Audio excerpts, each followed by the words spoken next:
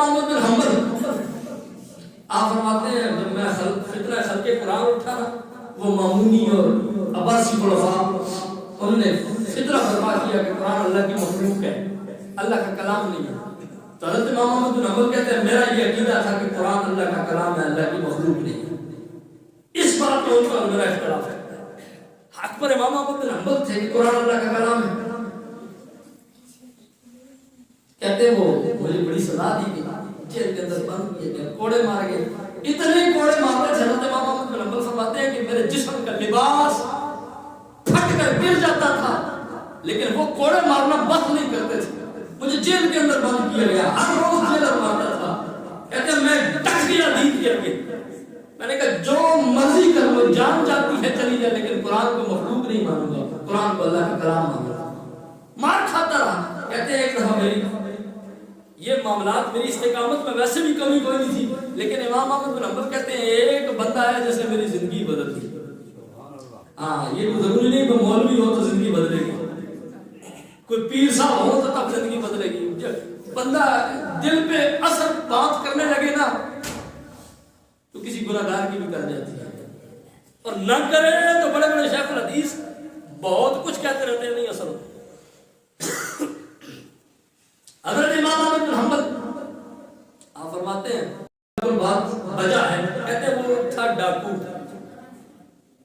Jail کے اندر بند تھا۔ امام احمد بن حنبل فرماتے ہیں میں بھی جیل کے اندر بند تھا، تو کہتے ہیں ایک دن مجھے پیشی کے لیے لے کے جا رہے تھے، ادھر سے وہ ڈاکو آ رہا تھا، ادھر سے امام احمد بن حنبل کہتے ہیں میں جا رہا تھا، بری حالت تھی، جسم سے خون نکل رہا تھا، ہر طرف کوڑوں کے نشانات تھے۔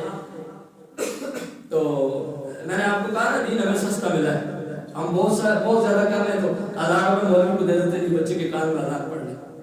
ہاں ہمیں 500 1000 میں دین ملا ہے۔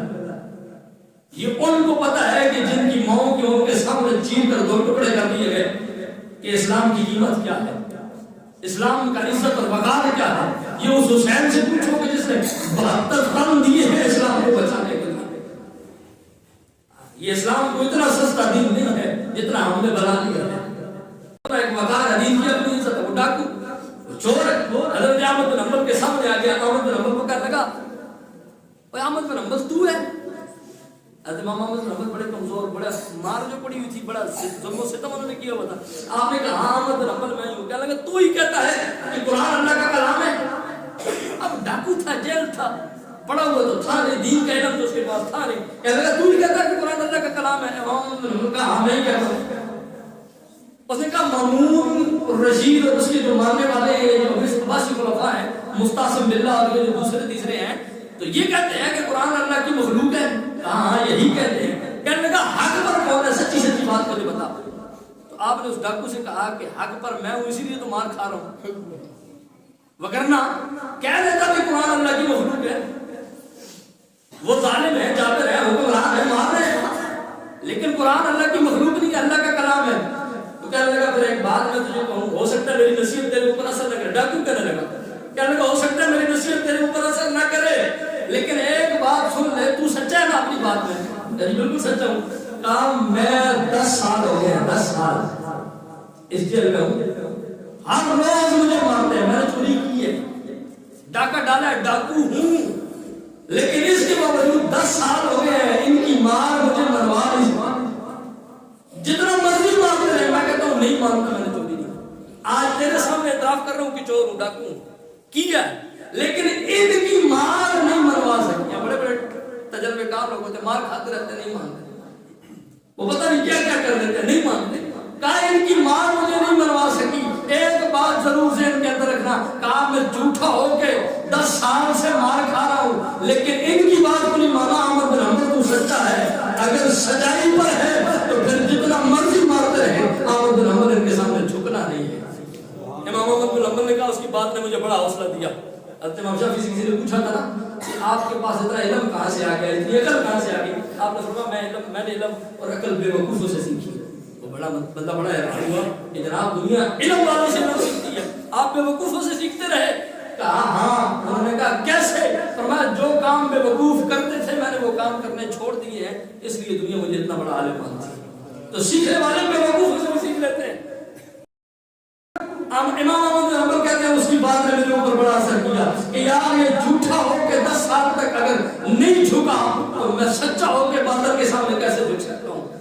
बताने का मकसद ये है कि हजरत बिलाल जो कि हक पर थे, हजरत अम्मार हक पर थे, मार खाते रहे लेकिन नहीं माना। अब उसने कहा भाई तुम्हें तुम्हारा नबी क्या बताता है? तो हजरत अम्मार के मुंह से निकला नहीं, हजरत अम्मार ने खुद कहा होगा, ये नहीं हम कहते कि निकल गया, हजरत अम्मार ने खुद इरादतन कहा होगा कि हमारे नबी ने हमें ये बताया है कि कोई गुलाम और आका नहीं, सारे इंसान बराबर हैं, सारे आदम के औलाद हैं। कोई गोरा किसी बात काले पर, कोई काला किसी गोरे पर, कोई अजमी किसी अरबी पर, कोई अरबी किसी अरबी पर, कोई फौकियत नहीं रखता। रब के नजदीक उसी की इज्जत है, उसी का मकाम है जो तकवा में सबसे आला है। जब ये बात की ना तो उमैया बिन खलफ खड़ा था, उमैया बिन खलफ ने बिलाल की तरफ इशारा करके कहा और ये बिलाल काला और मैं बराबर है, ये काला बिलाल और मैं बराबर है। तो हजरत अम्मार ने कहा मुझे तेरा नहीं पता, मेरा नबी यही बताता है, मेरे नबी ने यही बताया, तू और ये बराबर है। उसने कहा अच्छा ये बिलाल और मैं बराबर है। उसने हजरत अम्मार को मारना शुरू कर दिया। उमैया बिन खलफ इतना मारा कि वो थक गया, मार मार के थक गया। जब थक गया ना तो हजरत बिलाल को कहने लगा, बिलाल चूंकि गुलाम थे, अभी इस्लाम का इजहार नहीं हुआ था, कहने लगा बिलाल इधर आ। हजरत बिलाल ने कहा जी। कहने लगा ये घोड़ा उठा और इस अम्मार को मार कि इसने तेरे आका की गुस्ताखी की है। अब हजरत बिलाल ने घोड़ा तो उनके कहने पे उठा लिया, लेकिन कैसे एक मुसलमान का घोड़ा एक मुसलमान पर उठता? यार एक वो मुसलमान थे कि जिनका घोड़ा दूसरे मुसलमान पर नहीं उठता था। आज पता नहीं हम कहां कौन से मुसलमान है कि एक मुसलमान दूसरे मुसलमान पर तलवार उठा के खड़ा। इकबाल ने कहा था कि यूं तो सैयद भी हो, मिर्जा भी हो, अफगान भी हो, बताओ तो सभी कुछ हो, मुसलमान भी हो। आपने पर गौर करो। इकबाल ने कहा था हुकूमत इसको कहते हैं, चुपे कांटा जो काबिल में, तो हिंदुस्तान का हर पीरो जमा बेटा। मुसलमानी इस चीज का नाम है कि मुसलमान किसी इलाके का भी हो। आए तो फलस्तीन में जो मर्जी होता है हमें परवाह नहीं होता, कश्मीर में जो मर्जी हो जाए हमें क्या परवाह है। लेकिन ये वक्त बदलते हुए देर नहीं लगती, रब की लाठी बड़ी भी आवाज है। तो हजरत बिलाल रज़ियल्लाहु ताला को कोड़ा नहीं उठा रहे, उन्होंने कहा कोड़ा मार बिलाल। कहा नहीं मैं नहीं मारता। हजरत मार के करीब गया ना तो हजरत मारने का बिलाल मार दे, सारी दुनिया जो मार रही है बिलाल तू भी मार ले। तो हजरत बिलाल ने कहा कि मैं आप पर कोड़ा नहीं उठाने वाला, मैं आपको नहीं मारने वाला। हजरत बिलाल रज़ियल्लाहु ताला अन्हु को बड़ा कहा गया। हजरत अम्मार ने खुद कहा कि यार मैं तो चलो ज़ाहिर हो गया मुझे मारने हैं, तू क्यों मार खाता है? अब हजरत बिलाल ने हजरत अम्मार से कहा तू कोई नबी का ज्यादा मुझसे कलमा पढ़ने वाला है या तेरे दिल के अंदर नबी का इश्क मुझसे ज्यादा है? अगर तू नबी के नाम पर मार खा सकता है ना तो इतनी ताकत आपने बिलाल को भी दी है कि मैं भी खा सकता हूं। आपने कोड़ा उठा के उमैया बिन खलफ के मुंह पर मारा। कहा अम्मार कोड़े खाने के काबिल नहीं, आपने हजरत अम्मार को सीने से लगा दिया। कहा ये सीने से लगाने के काबिल है। और सुन, जिस नबी का अम्मार करना पड़ता है बिलाल ने भी उस नबी का करना पड़ लिया। जिस नबी का अम्मार गुलाम है उस नबी का बिलाल भी गुलाम है। जो सलूक अम्मार के साथ करता है अब तेरा दिल करता है तो बिलाल के साथ भी वही कर। हजरत सैयदना बिलाल हबशी रज़ियल्लाहु ताला अन्हु का इस्लाम ज़ाहिर हुआ और जो ही इस्लाम ज़ाहिर हुआ हजरत